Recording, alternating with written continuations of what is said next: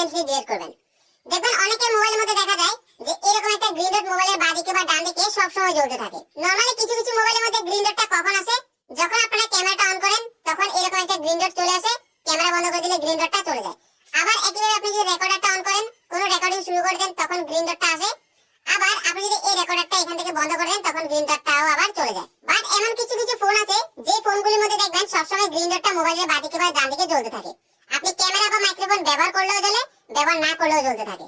Normal কিছু মোবাইলের মধ্যে ক্যামেরা অন করলে গ্রিন ডট আসে, আবার মাইক্রোফোনটা অন করলে গ্রিন ডট আসে, কিন্তু আপনারা যখন কল রেকর্ডিং শুরু করেন তখন গ্রিন ডটটা আসে। বাট এমন কিছু মোবাইল আছে যেগুলোর মধ্যে সবসময় গ্রিন ডটটা জ্বলতে থাকে।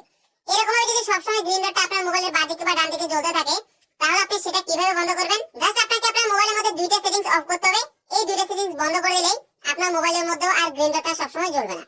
আপনি কি করবেন? আপনার মোবাইলের মধ্যে নোটিফিকেশন প্যানেলটা টান দিবেন। নোটিফিকেশন প্যানেলটা টান দেওয়ার পরে এখানে দেখবেন দুইটি অপশন আছে, ক্যামেরা অ্যাক্সেস এবং ভয়েস অ্যাক্সেস।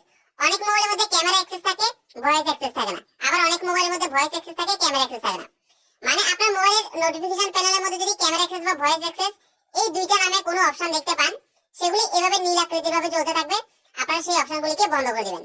ক্যামেরা অ্যাক্সেস এবং ভয়েস অ্যাক্সেস এই দুইটা অপশন এখানে বন্ধ করে দেওয়ার পর দেখবেন আপনার মোবাইলের মধ্যে আর গ্রিন ডটটা কখনোই জ্বলবে না। যখন আপনি ক্যামেরাটা ওপেন করবেন তখন গ্রিন ডটটা আসবে, আর যখন আপনি মাইক্রোফোনটা ব্যবহার করবেন বা কল রেকর্ডিং শুরু করবেন তখন গ্রিন ডটটা আসবে। নরমালি গ্রিন ডটটা সবসময় আপনার মোবাইলের মধ্যে জ্বলে থাকবে না।